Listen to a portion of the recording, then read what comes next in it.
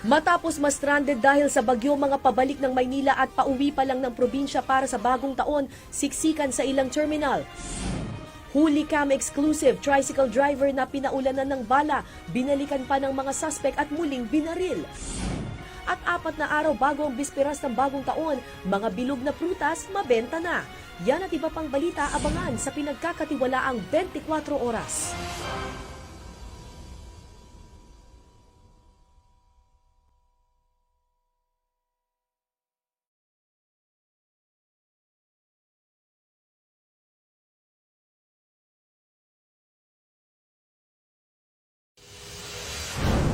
Mga nasunugan sa Nia Road, kabilang ang mga bata at sanggol, sa kalsada nagpalipas ng gabi.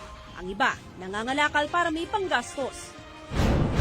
Menor de edad na 8 buwang buntis, binahasa umano ng kanyang kapitbahay, sospek arestado.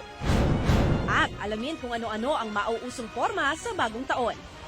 Yan at iba pang balita, abangan sa pinagkakatiwalaang 24 oras.